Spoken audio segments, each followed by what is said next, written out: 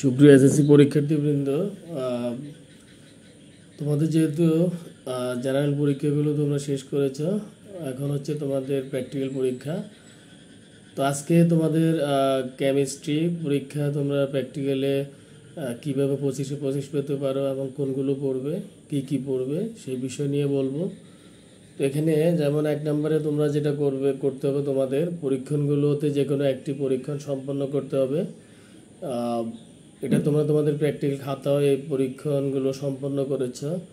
যেমন প্রথমটা হচ্ছে ধাতব কার্বনেট যৌগের সাথে লঘু অ্যাসিডের বিক্রিয়ায় উৎপন্ন গ্যাস শনাক্তকরণ। খ নাম্বার হচ্ছে বিভিন্ন তাপমাত্রার তরল ও কঠিন পদার্থ কণার ব্যাপন হার পরীক্ষা। গ নাম্বার হচ্ছে কার্বনেট লবণের সঙ্গে পানি ও অ্যাসিড মিশ্রিত করে বিক্রিয়ার হার পরীক্ষা। ঘ নাম্বার হচ্ছে তুতের মধ্যে ক্যালাস পানির উপস্থিতি তার পরিমাণ নির্ণয়। ও নাম্বার হচ্ছে সোডিয়াম ক্লোরাইড বা প্যারাসালফেট লবণের ক্যালাস গঠন।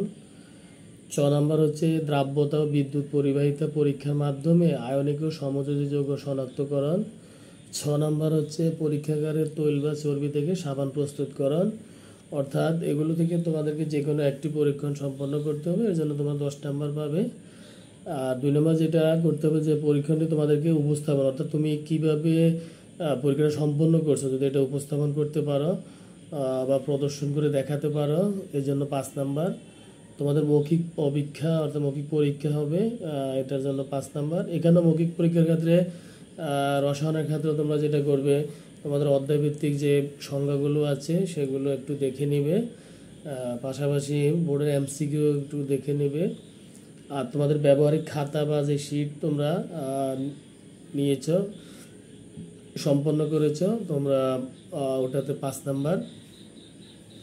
এই হচ্ছে সর্বমোট 25 নাম্বার। আশা করি এগুলো ভালো করে প্রস্তুতি নিলে তোমরা অবশ্যই তোমাদের রসায়নে ব্যবহারিকে তোমরা 25 নাম্বার পাবে। তোমাদের সফলতা কামনা করছি।